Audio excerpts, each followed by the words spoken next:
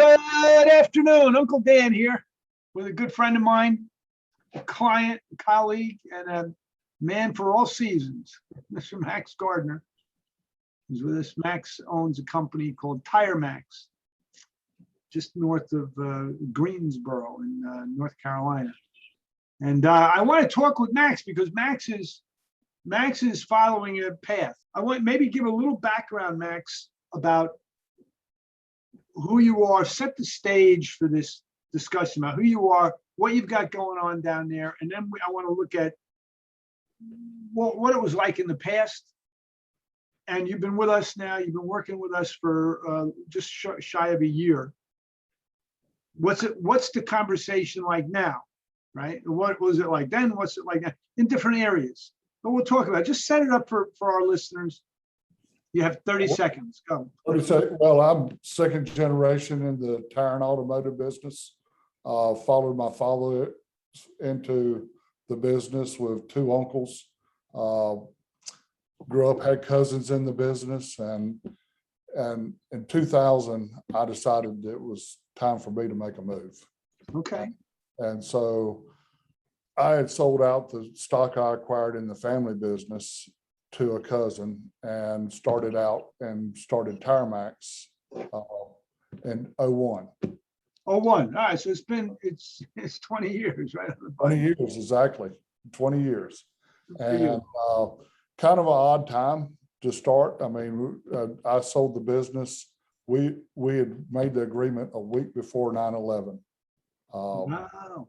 And so we'd signed the papers and then I had to start a business on the backside of 9/11. So that was a very strange time to start a business. Yes, I'll say a strange time for all of us. But hard work. We've been blessed. We're Tire Max is now 6 stores. I think whenever we started with you, we were 4 stores and had just acquired our 5th. And in July we just acquired our 6th store. So good for you. And that's what you want to do. I mean, that's the vision. So that's kind of sets the stage. And so we've been working together for about a year. I want to dig into what was the mood like beforehand, your mood, how you look. Like you get up in the morning now, you're the same guy, but are things different now than they were back then? absolutely they are. So let me just tell you, we had some clear-cut goals before you and I had talked that we wanted to achieve. Yeah. It's just that we did not have the roadmap to get us there. So that's interesting. One of the things that we had done before we'd met was we had just started a retirement account for our employees, and very proud of that. And our next thing to check off was to get health insurance, and we just didn't know how to do that. And then we wanted to double the size of our business. And as you and I know, we had some very, very clear set goals, but we had no idea. I mean, this language deal, I didn't know anything about it. All I've known is how to repair cars and change tires. And I've been kind of hit and miss without a roadmap to get there, but stumbled our way through it. That's what we were doing, stumbling our way through it. With the language, Dan, we no longer have to stumble. We know whenever our customer calls that by having a clear language. Well, that's interesting right there. It says you're not stumbling anymore. You're not fumbling around. That's right. It's like having a you had the tools all along in your toolbox. Yeah. Right, but nobody in school or whatever taught you how to use the tools. That's exactly right. That's exactly right. And so what has happened is, and for those who may be joining or wondering what we're talking about, is when we start talking, when we have a positive reaction with our customers through the proper language, through making commitments and keeping promises, everybody's happier. Our service writers are happier. Yes. Our techs are happier, our customers happier, and I'm happier. And when I'm happier, my wife's happier, and that makes life easy. You know where you wanted to go. I think Danny in the video he did, he said something very similar. Knew what we wanted to do, didn't know how to get there. Yeah, Interesting. you try so many things. So when you and I talk, Dan, to be quite honest, I'm going, oh, so here's another snake oil salesman that's promising something. But there was something about it that made sense. Well, good. I'm glad I was able to say something that made sense. Well, that's what Danny said. Just another New Jersey, New York, fast talking sales guy, and but it's not the case. Yep. One of the things is that I don't have to worry, with 6 stores, sometimes you never know how customers are handled. But since we have a way of dealing with our customers that we practice weekly, we have a way of communicating with our customers and our other employees, the guys in the back. We have a way of communicating. Now we have given our guys the tools they need that they can succeed, and they have the confidence, and they're closing more sales than ever. That's great. I love to hear that. Makes me happy. What was it like beforehand in the old days?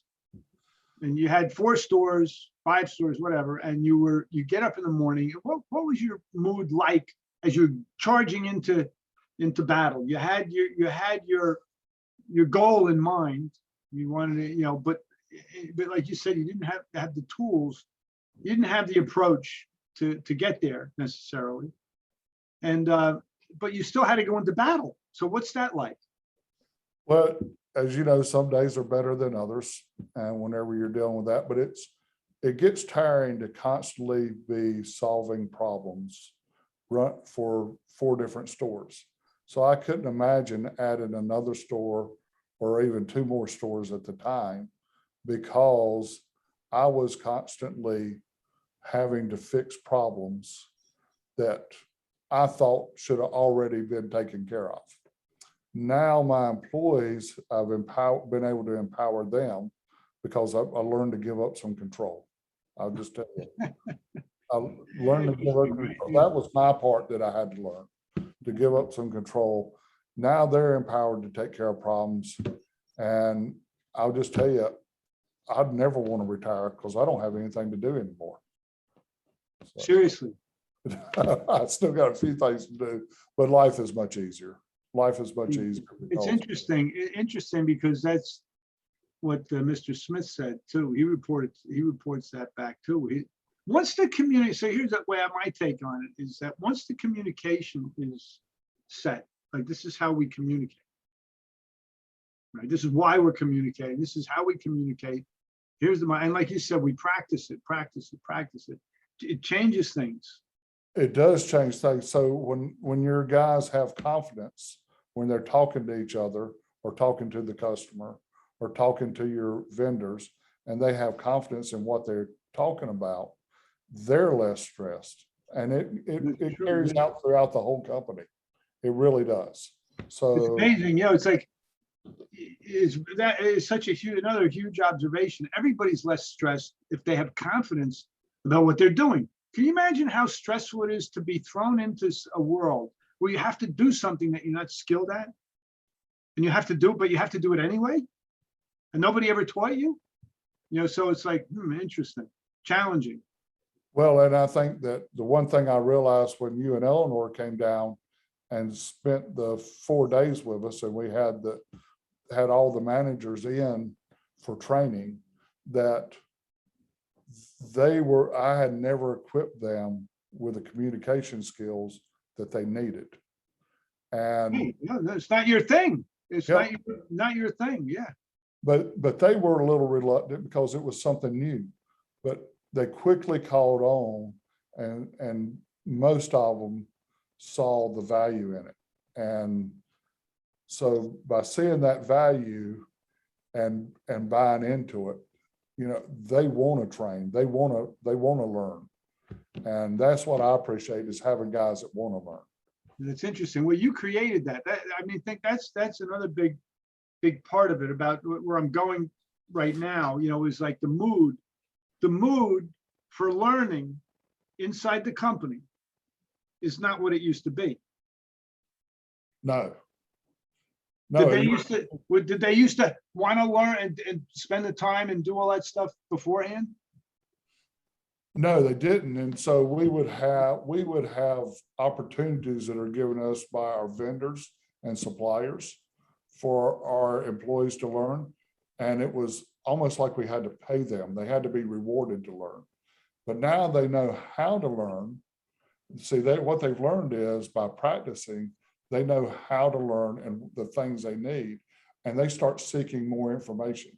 So we're all Pretty better. intense. That's pretty incredible. They learned how to learn. Yes, They learned what the game, there's a context. This is my interpretation, a context around learning. Like, okay, this is how we learn, and this is why we're going to learn to do this, so it's, and now they want to do it. Can you tell, what is the mood like of your employees now versus the old days? so the biggest difference I would say is there's a lot less tension, as we talked about earlier. There's a lot less tension and people seem to be much happier coming to work. So we're able to retain our employees. Once they come on, we almost never lose them now. Now, there's still people that move away for whatever reason or have other opportunities, but once they come on and they see there's a difference. TireMax is different than other places they've worked. Why is that? What makes you guys different now? And were you the same before? And now, well, a lot of us are the same people, but we have a different attitude. So our attitude is always to be able to help each other up. So, okay. Your catchphrase, I can help you with that, which we have taken and ran with, and it's become our company catchphrase. That's not just said to our customers, and that's not just said on a phone to be sold. We mean it. And whenever a tech comes from the back and says, I have a problem, and their service writer says, I can help you with that, guess what? You disarm the problem. Now they're working together. Yeah, it's interesting. And that's I'm thrilled for you. Becoming a commitment-based organization has impacted the technicians, everybody in the organization. Is that what you're saying? Yes, sir. Now, there's another thing that comes along with that. So when we tell them that this is what we're going to do, then we have to do it, right? We have to prove. I think so. You don't have to, but. So when we said we were going to have health insurance, and we were able to provide good quality health insurance for our employees and their families. Wow. They said, this is different than places we worked at. When we said we were going to have a retirement program and we were able to provide that, they said, we've never had this opportunity at other places. And when we said we were going to pay a monthly bonus based on performance of the stores, and they start sitting, their check, it just shows up at the end of the month. It shows up and they know what they've done and what they've done to earn it. And they're the ones that have earned this. I didn't do anything. They earned it. Right. And they see that now they're believers. And whenever you get a group of believers, they can do powerful things together. Yeah, interesting. So you have grown in the last year. What has your growth been for overall? So when you met, we just acquired our 5th store, and as of July 5th, we've acquired our 6th store. And I think we had some goals dollar-wise. We were a $5 million company, and we want to double our size. We wanted to double in 4 years. We're probably on track to do that by the end of next year. So a little bit over 2 years since we met. And you think you'll be a $10 million company by when? By the end of 2022. God bless you, man. You're living the dream. That's what we want. Well, thank you, and thank your organization for that. I mean, to give us those skills and to help us down this path, has been a real game changer. Well, I appreciate it. And it's like I wanted to interview you because it's been a challenge. I'll be honest with you. It's been a challenge. A lot of people are not open. When you first heard what I was proposing, you were skeptical, or what? I mean, what was it like? I want to try and get a sense of your own mindset at that time when we first started talking. I'll bet there's a lot of people out there that's tried a dozen different programs. I'm sure. And each program moves you along a little bit, but we all backslide. And so I guess that's what I was most skeptical about. How long would it last? You made it easy for us and said, just give us a try. Give me 3 months and let's see. And within those 3 months, we knew that we were on to something that I'm not teaching these guys this. So many of the programs that I'm taught the skills, or some of my managers, and then we're left to teach the others. And we don't have time for that. We have a business to run. Right. So your staff teaches our people the skills they need and Nice. practices and works with them, and they become friends. Your staff and our staff have become friends. Yeah, and that's the big thing too. Yeah, no, I could definitely see that. Well, talk about the difference in retention and recruiting now versus the old days. The biggest difference in retention is that our employees recognize that we treat them differently than other places. And, we can all go out and pat them on the back, and that's important. But when they see action, that means more to, guys that work on cars, they're all about action. They want to work on cars. It comes in with a problem, they want it to go out without a problem. That's what they live for. Right. They live to fix people's problems, and knowing that's what they've done. That's what they've accomplished at the end of the day. Yeah. Well, they also expect action. So by showing people action, they become, I call them believers. So we have almost no. Once they're hired, we retain them very well. I think we're at about 98% retention rate right now. Good for you. God bless you, man. That's fabulous. Has it helped recruiting?